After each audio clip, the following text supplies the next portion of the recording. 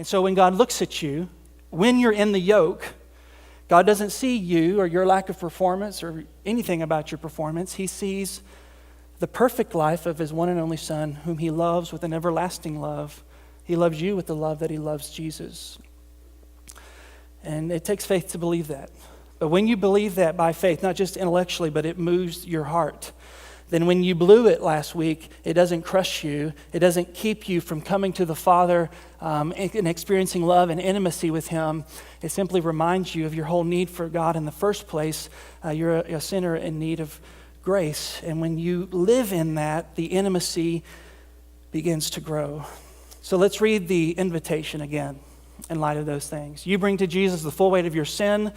You bring to him your total inability to please God. And in response of you giving him everything that you have, then you by faith receive everything that he has to give to you, which is in response to your full weight of your sin, he gives you complete and total pardon. And in response to your inability to please God, he gives you the perfect life of Jesus Christ credited to your account, his life of love and obedience before the Father. And here's his invitation, chapter 11, verse 28. Come to me, all you who labor. It's a present tense verb. You're always working. And heavy laden, it's a perfect tense verb, talking about a past expectation that was put on you that you have carried with you for the rest of your life. You feel like that spiritually? I got to do this. I've got to measure up, and you're laboring and you're about to fall apart. Come to me, those of you who feel that way.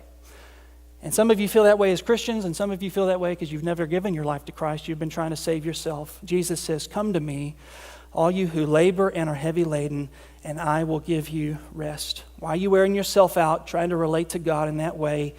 Stop doing that. Stop living that way. Yoke up with me. Verse 29, take my yoke upon you. Put aside the yoke of religion. Take the yoke of Jesus Christ by faith on you and learn from me. It just means walk the way I walk. Follow in my footsteps. Learn my rhythm. Trust in my grace. For I'm gentle. Unlike your religious leaders who are domineering you and making you feel guilty all the time, I'm gentle and lowly in heart, and you will find rest for your souls. For my yoke is easy and my burden is light.